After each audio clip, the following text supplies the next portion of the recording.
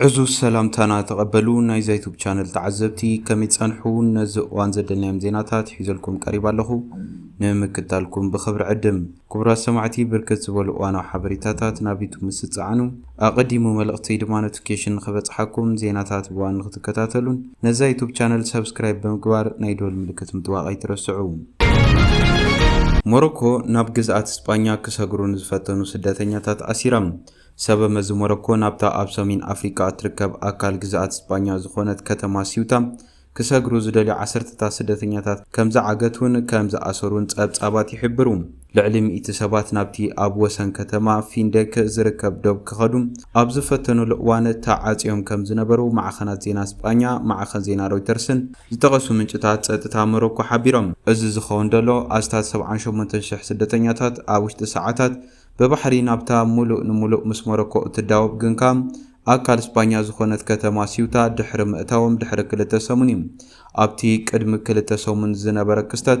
نابتا ختما ببحري كاتو كاب زفتنو اوتوميت كم زموتو كنتيبا اتا ختما غليصوم ات كنتيبا بتوساخي كابتوم قدم كلته سمون نابتا كتما زاتو اوتوم زبزحو نا موروكو كم زتملسون حبيرم ابز قدام سنبتون كمتي ناي قدم كلته سمون بطرنو فنابتا اسبانياويت كتما سيوتا نمسكار امحبراو ميديا غسكواسات كغبر مسجمرم ابتو دوب حلوا دوب موروكون اسبانيان ببزحي كم زتوافرو صبصابات يገልጹም ካብ አካላት ጸጥታ ብዝተረኽበ ሓበሬታ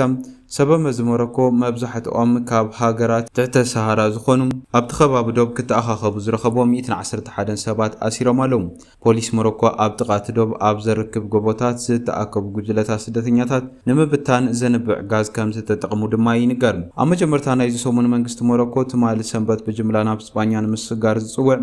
ኣብ ማሕበራዊ ሚድያ ዝዝርጋሕ መበቆሉ ዘይፍለጥ ጽሑፋት ይከታተል ከም ዘሎ ብምግላጽ ኣዳለውትን ተሳተፍትን ክኸስስ ምዃና ጠንቂቑ እዩ። እስጳኛ ነቲ ናይ ስደተኛታት ማዕበል ንምዕጋት ካብቲ ቅድሚኡ ዝነበረ ብ10 ዕጽፊ ዝዛይዱ ወተሃደራት ኣዋፊራ ምህላዎም እስጳኛዊ ጋዜጣ ኤል ፖይስ ጸብጺብሎም ሞሮኮውን ብግዳኣት ማል ሰንበት ኣጋር ሰራዊት ፍጥነት ዘለወን ጀላቡን ሓይሊ ባሕርን ሰብ ኣልቦ ነፈርትን ናብ ዶባት ከም ዝለኣኸት ሓቢራላ። እስጳኛ ብተወሳኺ ልዕሊ 1500 ኣባላት ጸጥታ ኣዋፊራ ኣብቲ ከባቢ ሓለዋ ትገብር ከም ዘላውን ተፈሊጡሎም። እስጳኛ ድሕርቲ ዝሓለፈ ወርሒ ዘጋጠመ ሓንደበታዊ ዋሕዚ ስደተኛታት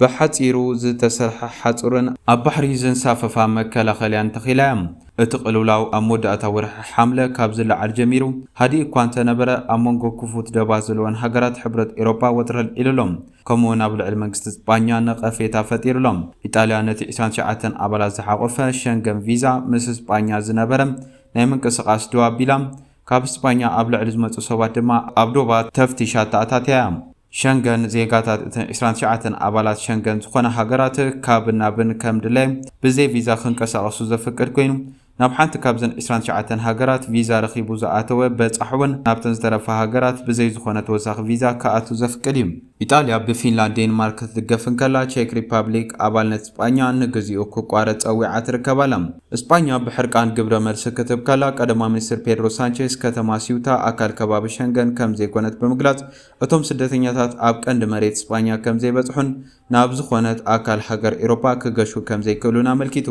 እስጳኛ ኢጣልያ ኣብ ዶባታ تقبرو تفتيش مقوصصارن كتقارص تمحصيناتا مس ابيت اسبانياون بتمساسالي كاب طاليان ناب اسبانيا ابلع لزمتو ابدوبات كتفتشوم جميرالام ازغات مال 15 حسه كمت ناي قدم حجي بجمله سبات كسغرو كفتون يخليهم زبل طرطارم ببزحي سلازنبريا اسبانيا بكل انفت حلوا عدل ديلا زلام بسنبت منيستر غدات وصا ايطاليا انطونيو تاجاني هاغرو ابسويتا حدش معبل سدتنياتات كيمص كمز سغات غليصيو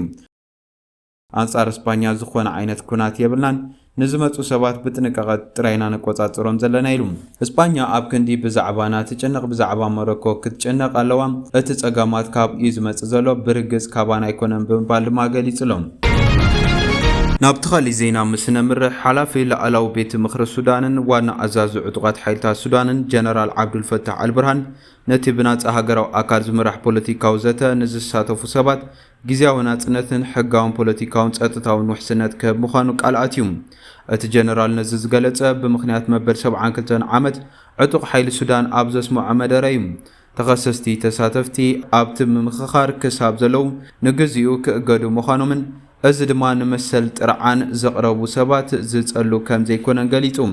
አልቡርሃን ወሲኹ እዚ መንግስቲ ዝወሰዶ ስጉምቲ ይቕረታ ማለት ዘይኮነስ ተሳተፍቲ ኣብ እዋን ዘተም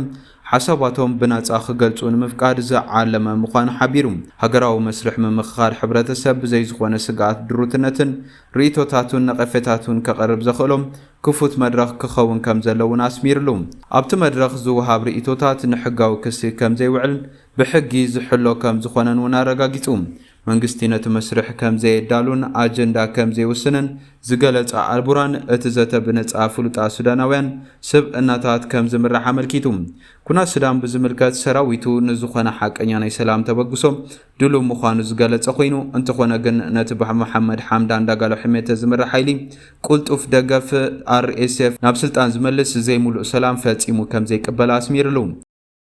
ብተወሳኺ መንገዲ ሰላም ክጅምር ከም ዝኽእል ሓይልታት ምክልኻል RSF ካብ ከተማታት ወፂኡ ኣብቲ ዝተመደበሉ ቦታታት ምስ ተኣከበን እቶም ተመዛበልቲ ናብ ዓድታቶም ምስ ተመልሱን ምዃኑ እውን ገሊጹ ብተወሳኺ ገበን ዘይፈጸሙ ዕጡቓት RSF ኣብ ስሩዕ ሰራዊት ንምእታው ዘተክሉ ከም ዝኽእል እውን ኣመልኪቱ ካብዚ ብተወሳኺ ትካላት ብሓባር ንምምሕዳር ሓጋግ ቤት ምኽርን ምቋምን ምስቶም ኣብ ጎኒ መንግስቲ ዘለዉ ሃገራውያን ሓይልታት ዝርርብ ከም ዝጀመረ እውን አልቡርሃን ኣብርሂሎም እዚ ከምዚ ኢሉ እንከሎ ልኡኽ ባይቶ ሰላም ጸጥታ ሕብረት ኣፍሪካ ንሰለስተ መዓልታት ናይ ስራሕ ዑደት ንምክያድ ናብ ካርቱም ከኣቱ ትጽቢት ይግበር እዚ ድሕሪ ምጅማር ኩናት ንኻልኣይ ግዜ ዝካየድ ዑደት ወከልቲ 15 ኣባል ሃገራት እቲ ቤት ምኽሪ ዘጠቓለል ኮይኑ በቲ ኣብዚ እዋን እዚ ፕሬዚደንት ናይቲ ቤት ምኽሪ ዝሓዘ ወኪል ኣልጀርያ ዝምራሕ እዩ እቲ ልኡኽ ምስ አልቡርሃንን ቀደማ ሚኒስተር ካሚል ኢድሪስን ፖለቲካዊ ጉጅለታት ሲቪላዊ ማሕበራትን ክዘራረብ ምዃኑ ድማ ይግለጽ ሱዳን ካብቲ ኣብ ወርሒ ጥቅምቲ 2021 ኣብ ልዕሊኣ ዝነበረ እገዳ ኣባልነት ሕብረት ኣፍሪካ ከተልዕል ወግዒ ሓቲታ ምህላዋ ዝዝከር እዩ እዚ ከምዚ ኢሉ እንከሎ ኣብ ኤርትራ መዕርፎ ነፈርቲ ማሳዋ ብናይ ጽዕነት ነፈርቲ ከም ዝተጨናነቐ ተገሊጹ ይርከበሎም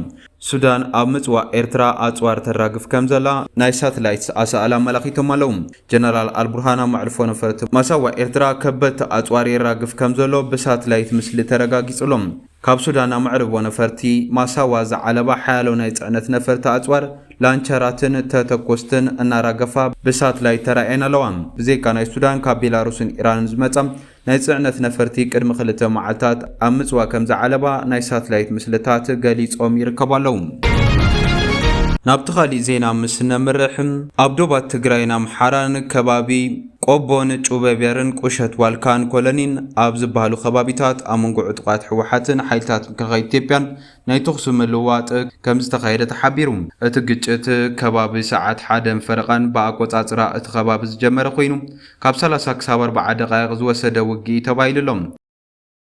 ኣብቲ ግጭት ጉጅላዊ ኣጽዋር ከም ዲሽቃ ከም ዝተጠቕመን ከበድቲ ኣጽዋር ግን ከም ዘይተተኮሱ ደቂ ተዓዲ ተዛሪቦም ኣለዉ ብኣቆጻጽራ እቲ ከባቢ ሰዓት 1 ፈረቓን ዝጀመረ ተኹሲ ከቢድ ኣጽዋር ከም ዘይተሰምዖ ዝተገለጸ ኮይኑ ካብ ቆቦ ናብ ኣላማጣ ዝወስድ ቀንዲ መንገድ ብሰንኪ ጎንፂ ንግዚኡ ተዓጺ እኳ እንተነበረ ድሕሪ 4 ሰዓታት ግን ንተሽከርከርቲ ከም ዝተኸፈተ ነበርቲ እቲ ከባቢ ሓቢሮም ኣለዉ ድሕሪ ሰዓት ፈረቓን ድማ እቲ ከባቢ ሙሉእ ብምሉእ ከም ዝተረጋጋን ብኽልቲኡ ሓይልታት ዝተተኮሰ ተኹሲ ምዝሓሉን ተዓዘብቲ ሓቢሮም ኣለዉ ብኻሊእ ወገን ድማ ኣብ መጀመርታ ዝሓለፈ ሰሙን ኣብ ወረዳ ላይ ኣላማጣ ኣብ ዝርከብ መርዋ ኣብ ዝተባሃለ ከባቢ ብዝተፈጸመ ምጥቃዕ ሰብ ኣልቦ ነፋሪት ሓይልታት ሕወሓት ከም ዝቆሰሉ ተገሊጹሎም ካብዚ ብተወሳኺ ሕወሓት ኣብ ማይጨው ዝርከብ ሆስፒታል ሲቪላት ሕሙማት ከይቅበል ከም ዝኣዘዘ ተገሊጹ ዘሎም እዚ ከምዚ ኢሉ እንከሎ ተስፋ ዝህብ ሓበሬታ ንሰላም ዝተሰምዐ ኮይኑ ፌደራል መንግስትን ሕወሓትን ኣብ ናይሮቢ ክዘራረቡ ምዃኖም ይንገራሉ መንግስቲ ፌደራልን መራሕቲ ሕወሓትን ኣብ ዝመጽእ ሰሙን ኣብ ናይሮቢ ኬንያ ኣኼባ ክገብሩ መደብ ካብ ዘለዎም እዩ እናተገለጸ ዝርከብ ዘሎም እቲ መስርሕ ድማ ብኦሉሴጉን ኦባሳንጆ ዊልያም ሩቶን ኡሁሩ ኬንያታን ዝምራሕ ምዃኑ እዩ እናተሓበረ ዝርከብ ናብቲ ኻሊእ ዜና ምስ ነምርሕ ደቡብ ኮርያ ምስ ሰሜን ኮርያ ሰላም ክህሉ ጸዊዖም ፕሬዚደንት ደቡብ ኮርያ ሊ ጃይ-ሚዮንግ ፒዮንግያንግ ምስ ሰሜን ኮርያ ዝካየድ ዘሎ ኩናት ብወግዕ ከብቅዕ ጸዊዑ ኣብ ጽምብል መበል 81 መዓልቲ ናጽነት ደቡብ ኮርያ ኣብ ዘስምዖ መደረ ንነዊሕ እዋን ዝጸንሐ ኩናት ንምውዳእ ካብ ምፍርራሕ ተቆጢብና ዘተንጀምር ዝብር መልእኽቲ ንሰሜን ኮርያ መሓላሊፉሎም ኣብዚ መስርሕ እዚ ምዕባለ ኒኩለራዊ ሰሜን ኮርያ ደው ንምባል ዝርርብ ክግበር ከም ዝከኣል እውን ያፍሊጡ ካብ 1950 ክሳብ 1953 ኣብ መንጎ ዝተመቓቐሉ ኮርያውያን ዝካየድ ዝነበረ ኩናት ደው ኢሉ እኳ እንተሎ ገና ኣብ ስምምዕ ሰላም ከም ዘይበፅሑ ይፍለጥ ፕሬዚዳንት ሊ ኣብ ዘስምዖ መደረ ክልቴን ኮርያታት ንሕድሕደን ክከባበራ ይግባእ ኢሉ